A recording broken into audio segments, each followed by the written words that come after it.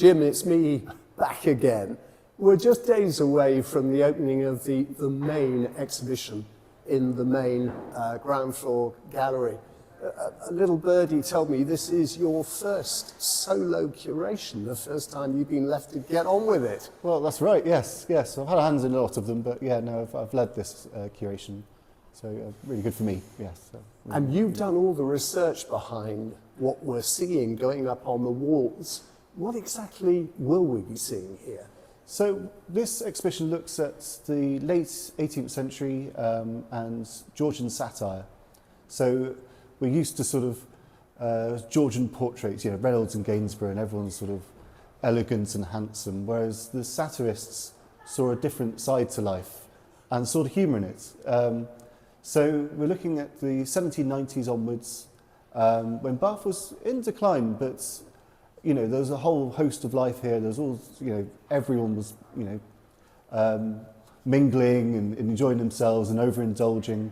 And it looks at Thomas Rowlandson and John Nixon, two artists who came to Bath in that period. Rowlandson is one of the biggest satirists of the day, famous artist. Nixon is not so much so. He was an amateur artist. He was actually a successful merchant. So he had a passion for art, but he had his own independent wealth. So he was doing it for the love of it, really. And he just does these wonderful sketches of everyday life in Bath. It's a real snapshot of Georgian life. Where has all this come from? So this is all from our own collection. So nearly everything in this room will be usually down in our stores. So we've loved the John Nixon sketches for a long time and really wanted to actually show them off. So this is a great opportunity for us to sort of show everyone what we have, you know, and how wonderful John Nixon is. Well, it's good to hear that Georgian Regency Society was quite happy to laugh at itself, and in many ways this is the more senior side of that sort of society. But these are all framed images, but where would Georgian society, people of that time, actually seen these? Well, you know, we think today, and we've got images everywhere. We're saturated with images, but there wasn't a case in the Georgian period. So, you know, walking down the street, you weren't, you know, bombarded with imagery. Instead, you go to the print shop, which would have the prints in the windows, and they were a bit like, you know, the sort of a TV shop where you go and look in and watch the TV, you know, and they were a magnet, really. Everyone wanted to go and see the latest political scandals or the latest fashions being lampooned. And of course you could buy them as well, and they were hugely popular. We're talking about a golden age in satire, really. Who would have bought them, and where would they have enjoyed them? Well, you could buy them, and then a lot of people bound them in books, and you could share them around the drawing room, you know, raise a few titters at a party. Other people, you know, they would have just had to do with what was in the print shop window, you know. But it was fantastic entertainment. But lots of very well-to-do people collected them in their thousands. The Prince of Wales was a big collector of satire, even though he was the butt of the joke for much of the time. Yeah, I was going to say, I've seen images of the Prince of Wales. Well, talking of images, could we have a close-up at a couple of your favourites? I appreciate that everything is not yet hanging on the walls, but yeah. You're standing by one picture, which yes. even my eyesight's pretty good, Comforts of Bath. Let's go in on that one. So, yeah, this is one of a series of 12 prints by Thomas Rowlandson, all looking at the activities you could do in Bath. And this one is a public breakfast, where you could pay a subscription and have a sort of lavish breakfast after you've taken the waters. What I quite like about this is there's a chap in the background who's having tea poured down his gullet by an inattentive waiter, and it's just the panic on his face, I think, is priceless. And I take it the rather large gentleman in the wheelchair with bandaged legs could be said to be a gout sufferer? Exactly, yes. He's a recurring character in all of the series, so he's a sort of narrative thread that brings them all together.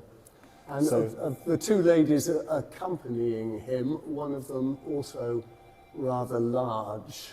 Yeah, and the lady next to him is another recurring character, his companion, who can often be seen cavorting with officers, and yes, so there's Right. all manner of unseemly business going on in the... Miss Prim ain't so. A couple of images I have seen before, one from the series you mentioned, Comforts of Bath. Now that, forgive me, but I've seen this before, and I think that is the Royal Crescent behind them. And what they're suggesting is because the crescent was built at the top of a slope, the people who lived there would obviously tumble down the hill. Well, yeah, I mean, at this point, Lansdowne was the fashionable area of Bath to live in. It had the pure air because it was higher up the hill. So, you know, to be fashionable, you lived high up the hill, but inevitably, it meant you had to go downhill to get to the, you know, the health resort, you know, and do the sort of spa treatments.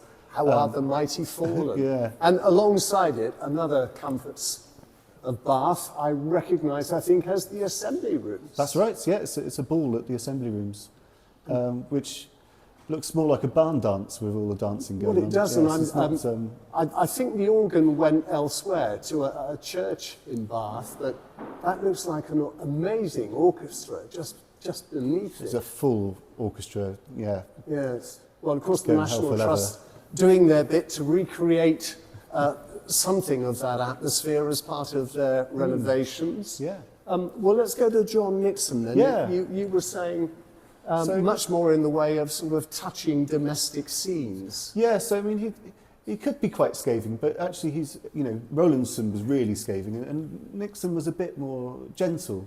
And we start this section, this is an introduction to him, and with his sort of domestic scenes, him living at home with his brother, but also his sister, who he stayed with in Bath. She lived on New King Street.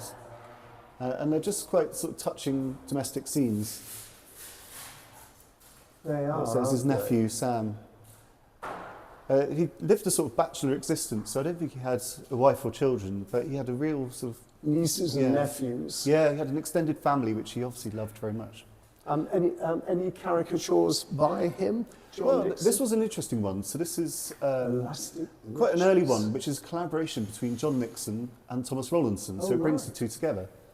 So John Nixon came up with the idea, and Rowlandson transferred it to an etching plate. And it showed, you know, sort of lampooning fashions of the day, where gentlemen had to wear very tight-fitting breeches. Dedicated follower of fashion. Yes. He seems to be in absolute agony. Yes, And, And I take it she is the shop owner, I think so. Yes, and trying to sell her denim jeans of the day. And he's desperately trying to get into them. and I love the two little fellows on their chairs, dangling him.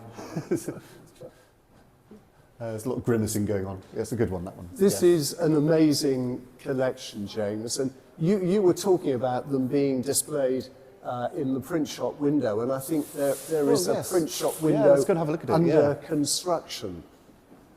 And I love this because it's a lovely three-dimensional way of bringing what's on the wall Yes, absolutely. into the gallery itself, the print shop.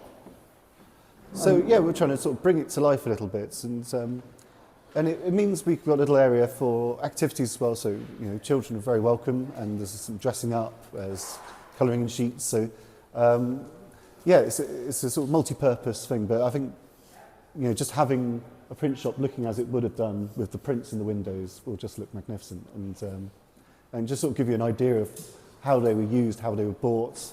You know, who laughed at them? People would just see them on the streets, you know. Well, I wish you the very best of luck with this when it opens. Let's just remind people out there when they will be able to come and see it. So it opens on Friday, so Friday the 24th of January, and it goes through to the beginning of April. And of course, those with Discovery cards, Bath residents, Absolutely. can come in for free. Absolutely, and of course we've got the Perry Harris exhibition concurrently, and that's free to everyone, and it's a wonderful foil to this exhibition. I think you know, you've got to see both. You know, they're Well, brilliant. as we said earlier, that, you know, Perry's the contemporary Absolutely, lampoon. Well, does he lampoon?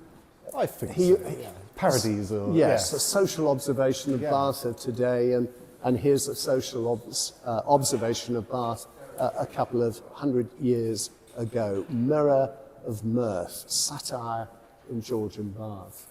And, well, having done so well with your first exhibition, no doubt there'll be more to come, James. To keep you busy. Yes. Thank you very much indeed. Well, thank you, Richard.